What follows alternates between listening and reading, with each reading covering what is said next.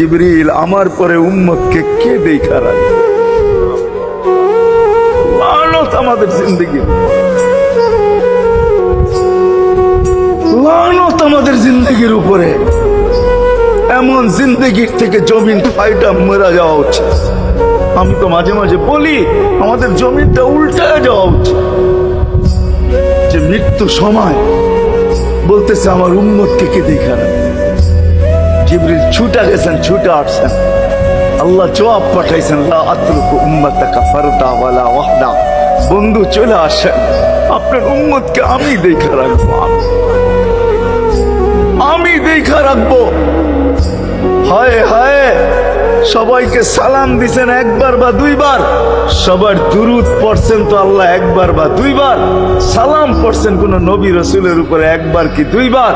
আর বন্ধুর সালাম প্রতি জুমা ইমাম আছে, খতিব আছে, ইমামরা একটা আয়াত পড়ে কোরআনের, ইন্নাল্লাহা ওয়া মালাইকাতাহু ইউসাল্লুনা আলান নবী ইয়া আইয়ুহাল্লাযীনা আমানু সাল্লু আলাইহি ওয়া সাল্লিমু তাসলিমা।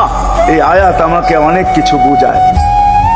ইমাম ওলামারা, আলেম ওলামারা বলবে এই আয়াতে আমাদেরকে দুরুদ পড়ার হুকুম দিছেন, আমিও বলবো দুরুদ পড়ার হুকুম দিছেন। কিন্তু আমার প্রশ্ন আছে এখানে, আমার প্রশ্ন, আল্লাহ আমাদেরকে পড়তে বলতেছেন, ঠিক আছে, আমরা কয়দিনই থাকবো আর কয়দিনই পড়বো? একদিন তো আমরা মারা যাব, তো আপনার বন্ধুর উপরে দুরুদ কে পড়বে? আল্লাহ বলে, বেওকুফ, দেখোস না ফেরেশতাদের নাম নিছি, ফেরেশতারা পড়বে। আমি যদি আল্লাহকে উল্টা প্রশ্ন করি, একদিন তো ফেরেশতাও থাকবে না, মালাকুল মউত মারা যাবে। আপনি আরশের নিচে লিখেই রাখছেন, ইন্নী কাতাবতুল মাউতা আলা মান তাহতা আরশি আল্লাযী হাইলা ইয়ামুত ফাহুয়া ফাওকা আরশি। আমার আরশের উপরে যে সে চিরঞ্জীব, যে নিচে আছে তাকে মৃত্যুর স্বাদ পান করতে হবে। একদিন তো ফেরেশতা মরে যাবে, আমাদের নবীজির উপরে দুরূদ কে পড়বে? আল্লাহ বলে, গন্ড মূর্খ, তুই দেখোস না প্রথম আমার নামটা আল্লাহ লেখা আছে, ইন্নাল্লাহা, আমি আল্লাহ পড়তে থাকবো, আমি আল্লাহ চিরঞ্জীব, আমার বন্ধুর দুরূদ কখনো বন্ধ হইতে দেই না আর দিব না।